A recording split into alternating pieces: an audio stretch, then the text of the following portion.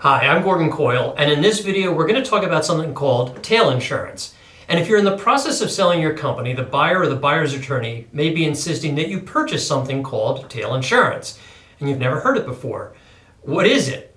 What is a tail? Why do you need it? And why do you need it now that you're selling your business? I'm going to answer these questions coming right up.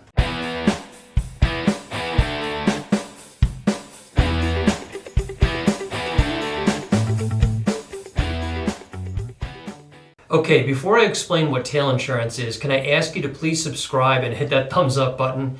That'll help tell YouTube that this is valuable content and it'll help my channel grow. Thanks. Okay, so you're in the process of selling your company and the need for tail insurance has come up and you're not really sure what it is or why you need it, especially given the fact that you're now exiting the business. Why do you need to buy more insurance now?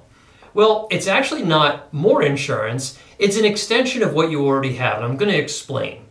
Tail insurance is sort of a weird name that's been used to describe the more formal term of extended reporting period, or ERP, and it'll apply to claims-made policies you may already have, such as E&O, or errors and omissions insurance, cyber insurance, and D&O insurance, or directors and officers liability insurance.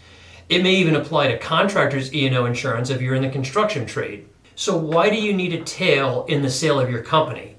The policies I described are all written on claims-made policy forms.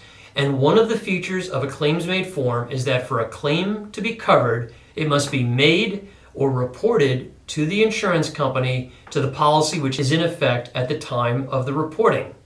Another unusual feature of most claims-made policies is that they contain something called a change in control provision, which says that when 50% or more of the company is sold, the insured company is sold, merged or consolidated into another company, the policy terminates as of the signing of that merger agreement. There are some different extensions in different policies in different states, but for now, just assume that when you sell your firm, your claims-made policies automatically terminate. So, what's the problem or issue? Well, due to the nature of a claims-made policy and the risks they insure, there is always the potential of latent claims, meaning something may have occurred prior to the closing date. It could have been 3 months ago or it could have been 3 years ago, which doesn't rise to a claim until after the closing date. As I mentioned earlier, for a claim to be covered in a claims-made policy form, the policy must be in effect when it's reported to the insurer. And given that your policy terminates at the closing, there's now no active policy to report it to, and that creates an uninsured liability for the buyer, which is why they are requesting you to purchase a tail. The tail holds the window open to report claims after the close for acts which occurred before the close. Now you may be saying, well, why doesn't the buyer, in this example, just report this claim to their insurance company post-close? Good question.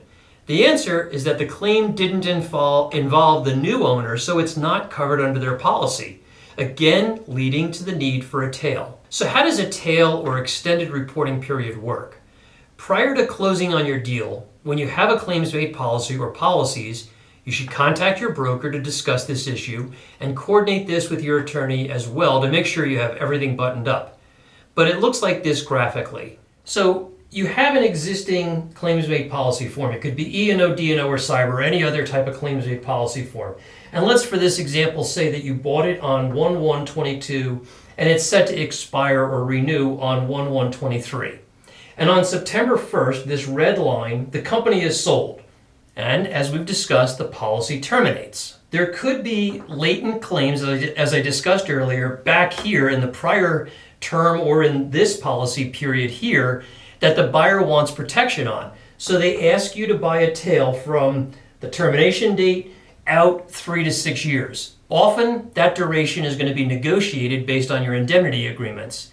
This tail or extended reporting period only permits claims which had their origin prior to the termination here to be reported here. Now sometimes I'll get the question, what happens if an act took place, say 5 or 6 months after the policy terminated?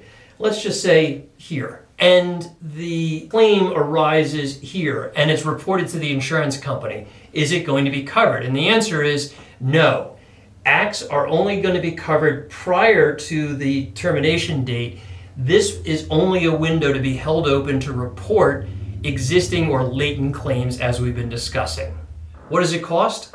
Most claims-made policies will indicate what the cost is of the extended reporting period or tail, and they usually give you 1 or 3 year options. And it's somewhere between, roughly speaking, 130% to 200% of that policy's expiring annual premium. So as an example, if you're paying $20,000 a year for an E&O policy, a 3-year tail will cost you anywhere between $26,000 to $40,000. Now, in some situations that we've been involved in, you may need to provide a 6-year tail, and most claims-made policies don't include their pricing options this far out. So your broker will need to negotiate that with your insurance company, but expect it to be pricey. Now, what if you don't have D&O, E&O, or cyber, and the buyer of your firm is mandating that you did? It seems odd, but again, the buyer wants to push potential liabilities away from them post-close. So here you'll need what's known as a runoff policy, and I did a video on that, which you can see more details about here. It's essentially a 1-day policy with a tail to cover your obligations in a deal. Okay, I think that covers most of the topics regarding tail insurance in mergers and acquisitions. But if you have a specific question or issue I didn't cover here, reach out and let's connect. My contact info is in the description box below, and there's actually a link to my calendar where you can schedule a call with me. Thanks for watching, and don't forget, if you got value out of this video, please give it a thumbs up. Thanks.